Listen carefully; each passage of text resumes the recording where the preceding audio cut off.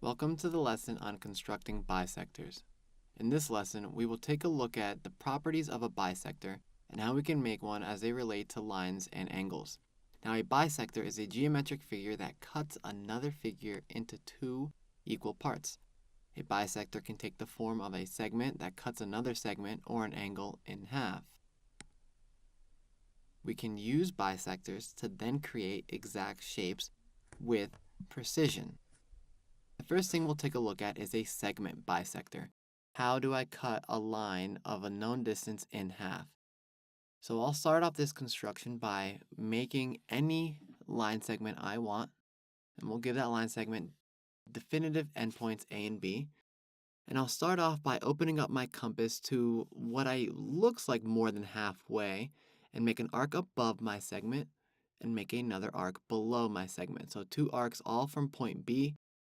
And then I'll do the same thing from point A. Doesn't matter which point you start from, but I'll make 2 points and 2 arcs, and I'll see that those 4 arcs create 2 intersections. I'll define those intersections with 2 points, and then I'll connect those 2 points, and the resulting line segment cuts through my original line segment AB, and it actually cuts it in half, as well as makes a right angle. This is a perpendicular bisector. So next we'll take a look at how we construct an angle bisector. That is a bisector that cuts an angle in half. So I'll start this one off by making 2 rays. Again, you can make an angle of any size, but it is recommended you choose a medium size, nothing too big, nothing too small.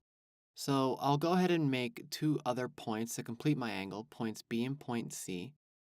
And then I will take my compass and open up to a distance of what seems like a little bit more than half between A and C. I'll make an arc between A and C and another arc between A and B. Now, I will carefully set my compass to the distance between the intersection of those arcs I just made and my angle. And I'll make another arc out in space from the AC ray, another arc from the AB ray. And these 2 arcs will intersect. I'll go ahead and make a definitive point at that intersection and connect that intersection to A to make a 3rd ray, which ends up being my angle bisector. So now I took my angle and I split it into 2 equal parts. The last thing we'll show and demonstrate is how to construct a square.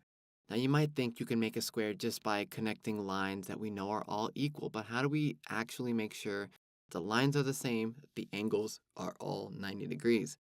So we can do that by going ahead and constructing a circle.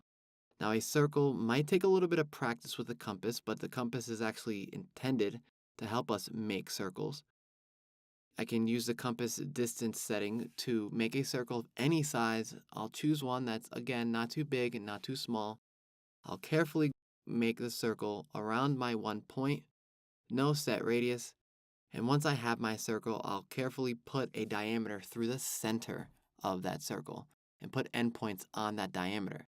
Now I know that because the diameter goes through the center, both ends of the diameter, both halves, are both going to be congruent, 2 radii. Now at this point, I will do the exact same process I used to make a segment bisector, but instead I'll be doing a segment bisector on my circle's diameter. So as you can see, I've made the 2 arcs above and below the diameter. I have the 2 intersections. And what you'll notice is because I'm bisecting a diameter, I actually end up creating another diameter because I make another segment that goes through the middle of my circle. And I can solidify the 2 endpoints of that diameter, not to the arcs, but of that diameter. So now what happens if I have 2 diameters that are perfectly perpendicular? When I connect the endpoints of those diameters to each other, I know that I am getting a figure with 4 equal sides, equal diagonals, and all 90-degree angles. Everything is congruent. All the angles are congruent. I've perfectly made a square, and I've perfectly made an inscribed square, which means I've made a square inside of a circle. And if we so desire, we can go ahead and erase the circle, leaving us with our perfect square.